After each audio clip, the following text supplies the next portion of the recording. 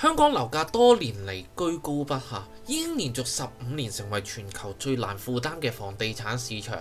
甚至可以被形容為畸形。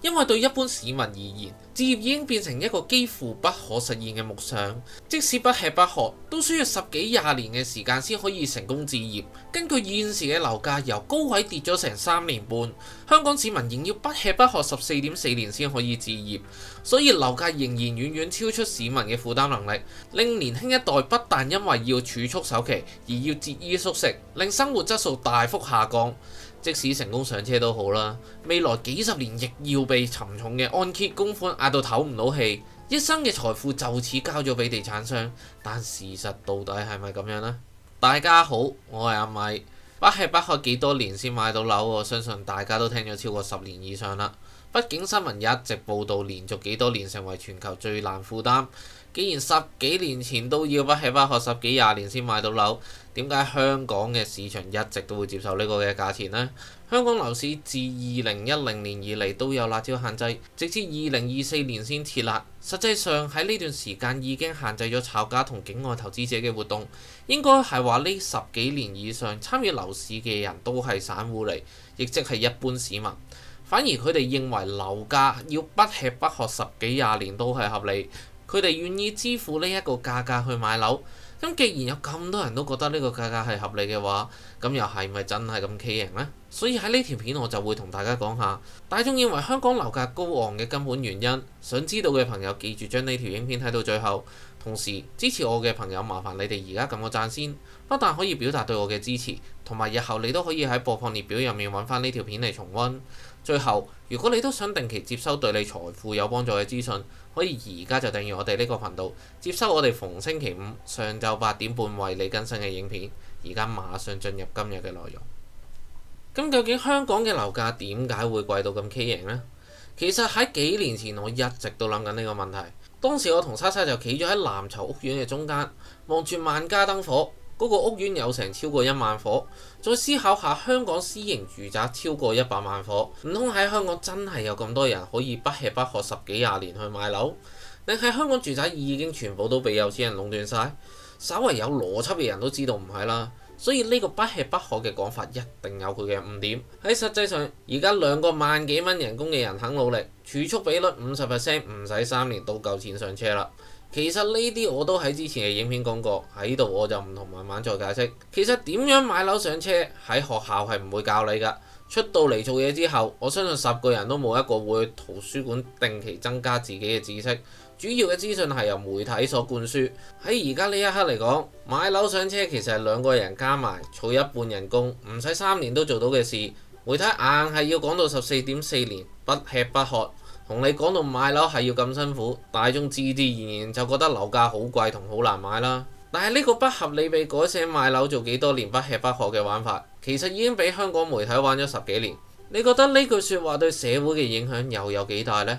買完層樓之後，你有個使用權，呢個享用權都係值錢㗎，個價值就係市值租金。咁冇理由你唔買樓就瞓街㗎，咪又係要租樓住。而家用投資角度嘅7成按揭睇，仲要係公平個租，即係如果你真係想上車嘅話，只需要儲2至3年首期就買到。呢一個又係唔係一個好遙不可及同好難嘅目標呢？其實買樓嘅價格計算係一個好容易俾人誤會嘅問題，因為我哋嘅日常學習之中都係話俾我哋聽揾到幾多錢就有咁多錢可以做支出，剩翻就儲起。借錢係先使未來錢嘅表現，唔值得咁做。由於香港嘅入息中位數大概係22,000幾，一年嘅人工就係26至27萬左右，講緊買層上車本都成300萬，咁咪好多人覺得要不吃不喝幾多年去買樓咯。但係講緊起一層樓又有幾多嘅專業技術同埋工人嘅努力喺入面呢？你嘅人工只係你一個人嘅勞動成果，而起層樓係有好多嘅專業技術同成本喺入面。你又覺唔覺得你只係單純咁用緊自己嘅勞力去衡量樓價呢一樣嘢呢？即使用個建築成本計，完全零地價都要成幾千蚊尺啦。用我用開嘅7至8千蚊一尺嘅建築成本去計，收入只有入息中位數嘅人，一個月不吃不喝都只可以買到幾尺。咁你除翻開買一個單位係咪要幾十年先買到一層樓呢？雖然講到開支好似好多咁樣，但係樓嘅使用年期一般由幾十到過100年都可以。純粹用夫妻嘅角度去比較樓價，又係唔係真係叫做畸形呢？咁買樓得到最珍貴嘅其實就係佢個單位嘅使用權。通俗啲嚟講就係你可以入去住，咁呢樣嘢都係值錢噶嘛。供樓最多咪供30年，但係你買斷嘅係呢層樓之後嘅價值。即係社會上好多人都將買樓呢樣嘢集中咗喺個支出嗰度，但係又唔話俾你聽，買樓其實背底裏有乜嘢嘅事情產生緊。所謂嘅居住權折現方法就係市值租金。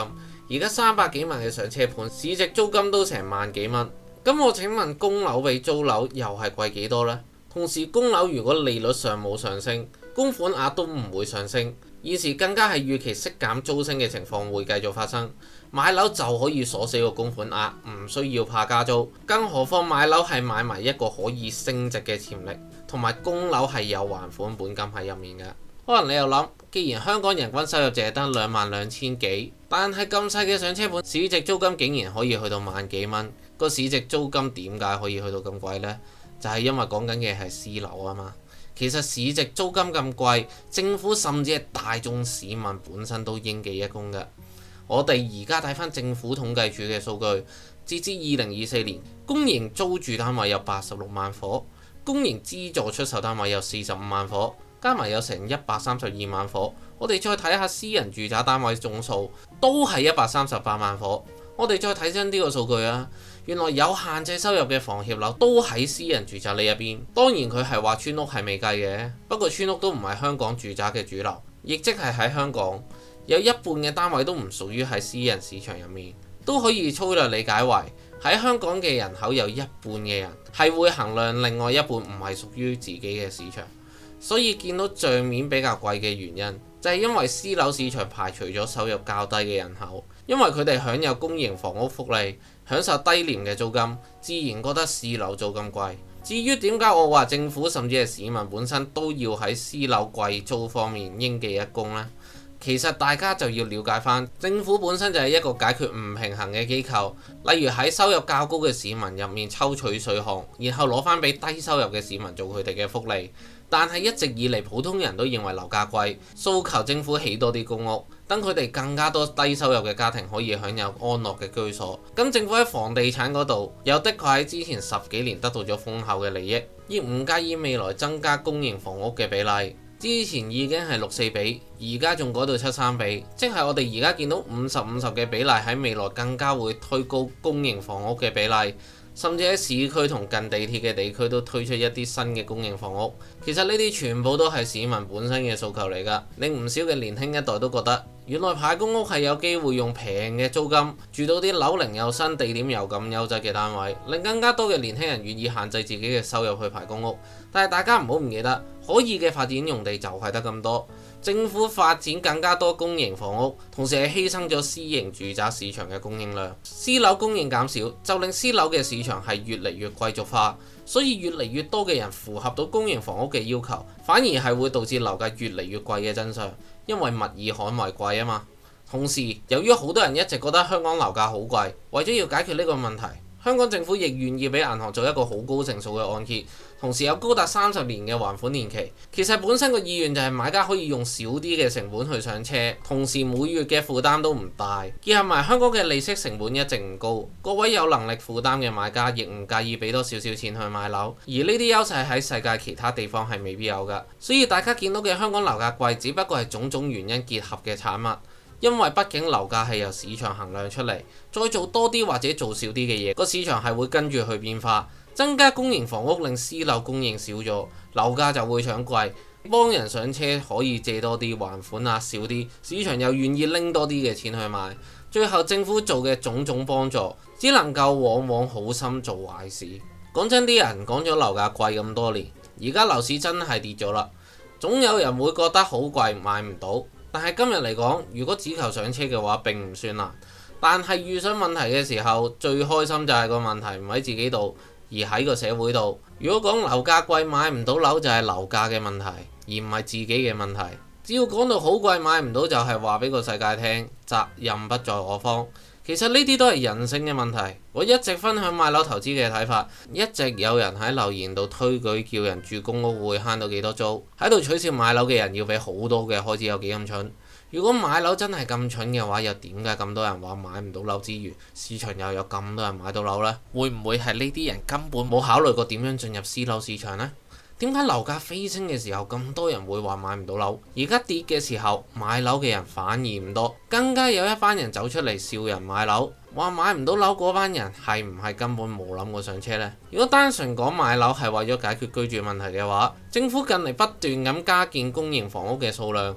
應該呢啲抱怨嘅意見係會越嚟越少㗎。但事實好似並唔係咁樣，我相信嘅係因為買樓嘅問題，唔係純粹係一個解決居住需求嘅問題，而係當中包含咗投資嘅元素喺入面。正如部分留言嘅觀眾都覺得借9成上車要還幾十年錢，俾錢銀行同發展商賺，唔係夫妻買樓都係傻仔，但係又話個樓價好貴買唔到。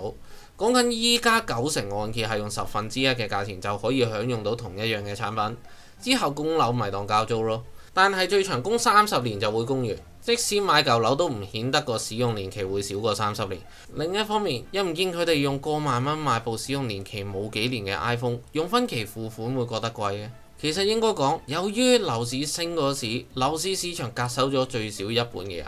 買唔到樓嘅人，亦因為樓市嘅入場費咁大，令佢哋賺唔到呢筆錢。而家佢哋咁開心笑買樓嘅人傻，亦只係因為個樓價跌，佢哋冇份蝕。我都希望樓價一旦反彈嘅時候，呢啲人唔好再講樓價好貴，佢哋買唔到。如果講到而家仲覺得樓價好貴嘅話，我近嚟都試過同啲30幾歲左右嘅同事講，而家買層上車盤都係300零萬，儲30幾萬嘅首期都唔係好難啫。一般出嚟買樓嘅人都係30幾40歲，當20零歲畢業，而家工作都超過10年啦，用入息中位數計都唔使儲好耐。究竟上車有幾難呢？當時啲同事係呆咗喺度諗幾秒，之後就話上車盤好細㗎喎，好舊㗎喎。其實啲同事呆咗嗰幾秒，我已經感覺到佢發現買樓唔係咩難事，只不過內心有種拒絕嘅心態，就揾啲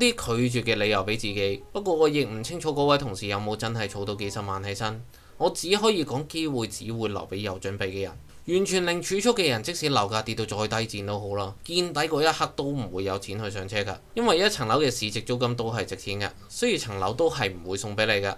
如果你真係想要啲質素更加好嘅單位，可以靠樓換樓嘅方式去達到，買嗰層上車盤亦唔代表你要住一世。我一直以嚟喺 YouTube 分享都只係希望更多人可以了解到香港物業市場係點樣操作，而唔係相信媒體嘅説話話俾我哋聽樓價好貴，所以要等政府嘅幫助。事實上，即使政府再幫助落去，都只會令個問題更加惡化。其實一個人所講嘅語言係反映咗佢嘅級數，能夠成功投資同致富嘅人，佢哋係唔會俾問題所阻攔，亦唔會希望成功要靠例如係政府等嘅外力去幫佢哋。如果覺得10幾年不吃不喝先買到樓，所以香港樓價係畸形嘅，咁喺佢哋個世界，香港嘅樓價就係畸形咯。如果你認清自己係自己嘅不足，了解香港樓市嘅操作，咁你咪買到樓咯。而家講緊儲2年幾嘅錢就已經可以買到樓，對真係有興趣去買樓上車嘅人嚟講就一啲都唔畸形。如果你繼續堅持用傳媒唔合理嘅衡量樓價方法，